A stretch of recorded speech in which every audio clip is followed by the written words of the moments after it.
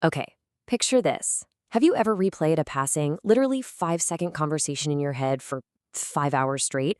Or maybe you've spent an entire evening completely agonizing over what to reply to just a single text message? You know that feeling, right? Staring wide-eyed at the ceiling in the middle of the night? Honestly, I'm willing to bet a lot of us know exactly how that feels.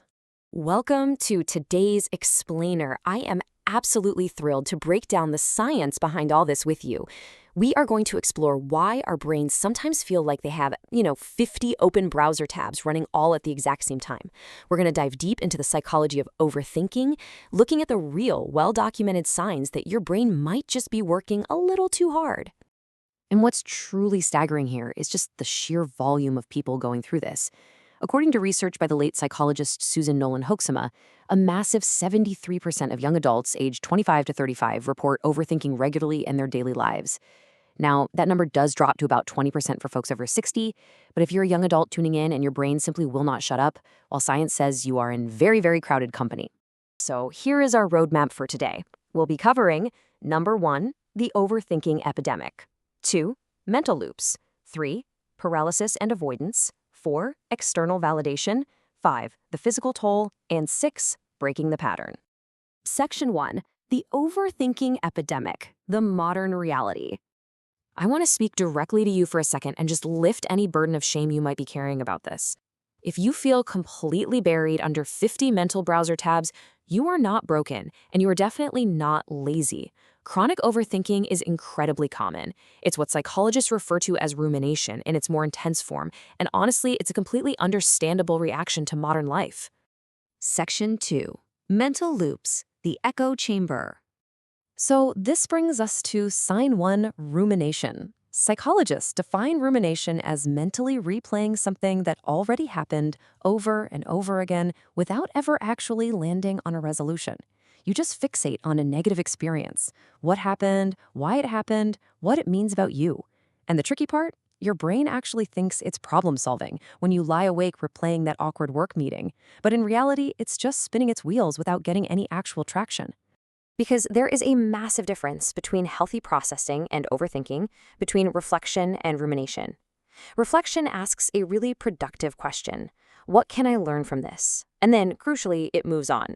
Rumination, on the other hand, just asks, why did this happen to me 100 times? One lets you leave the room, the other essentially locks you inside it. Then we have sign 3, catastrophizing. Have you ever noticed your brain skipping right past, this will probably be fine, and zooming straight to, this is going to be an absolute disaster? Like a slightly late text message suddenly means your friend hates you, a minor mistake at work means you're definitely getting fired. Researchers suggest this isn't a character flaw, though. It's actually a false attempt by your nervous system to prepare for danger and scrape together a sense of control when things feel uncertain. Still stuck inside that mental loop is Sign, the inner critic. And man, this feels exactly like a heavyweight crushing you. Instead of simply acknowledging, hey, I made a mistake, the internal script twists into, I always mess things up. Overthinkers are absolutely their own harshest critics. This looping internal script just chips away at your self-esteem, and it disguises itself as accountability or being realistic, when it's really just relentless, unhelpful self-judgment. Section 3, paralysis and avoidance, action versus inaction.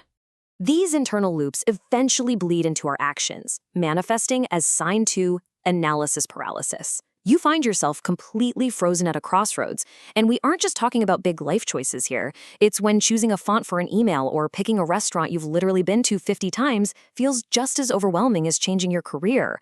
You're drowning in what-if scenarios.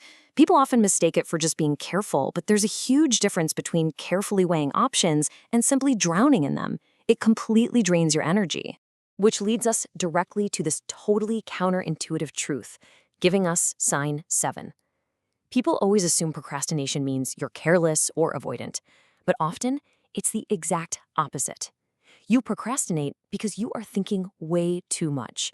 If your brain generates 10 different ways a task could fail before you've even started, well, starting becomes genuinely terrifying. You aren't being lazy, you are literally overthinking your way into a complete standstill. Section 4, external validation, looking outward. It's fascinating how overthinking forces us to look outside ourselves for relief, which is sign 10. Overthinkers often fail to process information at face value.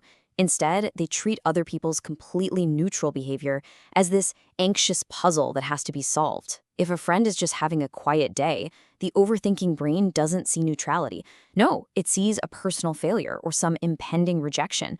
You end up trying to manage a whole story about what everyone else might be thinking. And let me tell you, that is exhausting. And that anxiety leads straight to sign 5, constantly seeking reassurance. You draft an email, you read it 5 times, and you still ask a colleague to check it. But here's the thing, constantly seeking reassurance isn't about being needy, it is a symptom of reduced trust in your own judgment.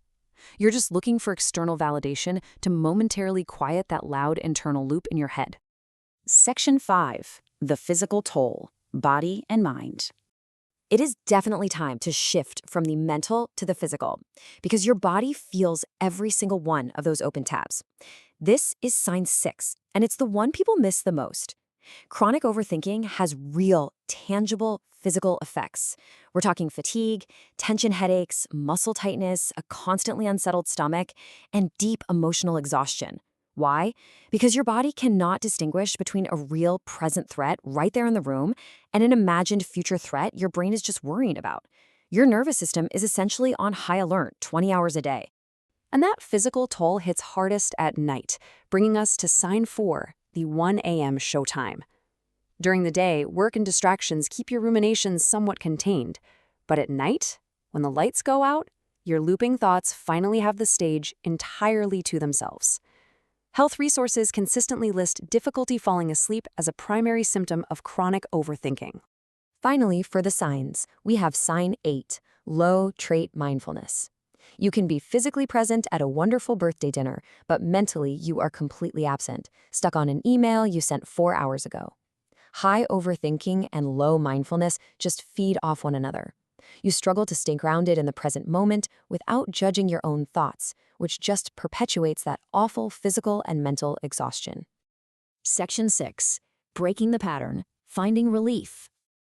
So, having seen how this infiltrates our mental loops, our choices, and our bodies, how do we actually stop it? Well, first, we have to start with this absolutely crucial reframe from clinical experts. Overthinking is a pattern. It is not a diagnosis, and it is certainly not a character flaw. It is simply a nervous system trying to establish control in a really uncertain world. Once you realize you're managing a survival mechanism and not a personal failure, you take away a whole lot of its power. And the research shows it absolutely can be managed. You can interrupt the cycle. Step 1 is mindfulness practice, literally training your brain to return to the present. Step 2 is structured decision-making, like giving yourself a strict 5-minute timer to make small choices. Step 3 is simply naming the pattern out loud when it starts, just to detach from it. And of course, if these loops are seriously affecting your sleep or work, seeking out a mental health professional is highly, highly recommended. We have covered a lot of ground today, so I want to leave you with this question. Which of these signs resonated with you the most today? And more importantly, what is one small choice you can make right now, today, without second-guessing it? Challenge yourself to take decisive action, silence that noise, and close out just a few of those open browser tabs. Thanks for learning with me on this explainer today.